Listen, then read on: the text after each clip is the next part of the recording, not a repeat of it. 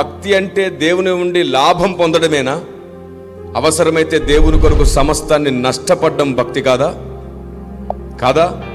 పౌలు భక్తుడు అంటాడు, క్రీస్తు నిమిత్తం నేను సమస్తమును, ఇది లేఖనం, ఇది వాక్యం, బైబిల్లో ముద్రించబడ్డ పరిశుద్ధాత్మ దేవుని స్వరం, నేను దేవుని నిమిత్తం సమస్తము నష్టముగా ఎంచుకుంటాను అన్న పౌలెక్కడా? నాకు సమస్తం ఇస్తేనే విశ్వాసంలో బలంగా ఉంటాను దేవుడా అని అడిగిన మనం ఎక్కడ? అన్ని బాగుంటే నేను నమ్మకంగా ఉంటానంటున్న మన ప్రార్థన ఎక్కడ? ఏం బాగోలేకపోయినా నీతో నేను నమ్మకంగా కొనసాగుతానన్న పౌలెక్కడ?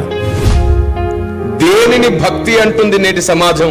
అన్ని బాగుండి, అడిగినవన్నీ దొరికి, అన్ని సమృద్ధి ఉంటే అతను కరెక్ట్ గా ఉన్నాడు కాబట్టి దేవుడు అన్ని ఇస్తున్నాడు అని ఇస్తాం. మరి పౌలు తన జీవిత కాలంలో అన్ని అనుకున్నట్టే పొందుకున్నాడా? ఆకలితో ఉన్నాడు, రాళ్ల దెబ్బలు తిన్నాడు, కొరడా దెబ్బలు తిన్నాడు, ఓడబద్దలేంది సముద్రంలో. దేవుడు ఎందుకు కాపాడలేదు మరి అన్నిసార్లు? శ్రమల్లోకి ఎందుకు అప్పచెప్పాడు? ఆత్మీయ జీవితం అంటే అంతస్తులు ఎక్కడం కాదు, అవసరమైతే విరిగి నలుగుతూ తిరిగి అతుకబడుతూ ఉంటుంది ఆత్మీయ జీవితం. దేవుడు ఇస్తాడు. దేవుడు ఇక్కడ అక్కడ మనకెప్పుడు సమృద్ధినే ఇవ్వాలనుకుంటున్నాడు. నేను అనేది ఏమిటంటే, సమృద్ధి కొరకు దేవుని వెంబడించొద్దు. ప్రాస్పరిటీ వెంట మనం కాదు, ప్రాస్పరిటీయే మన వెంట రావాలి, మనం ప్రాసెస్ వెంట పరిగెత్తాలి. ఇదే మాట తెలుగులో చెప్పనా? మొదట నా నీతిని రాజ్యాన్ని వెతకండి, అడు తర్వాత నేను మీకు అన్ని ఇస్తానన్నాడు ఆయన.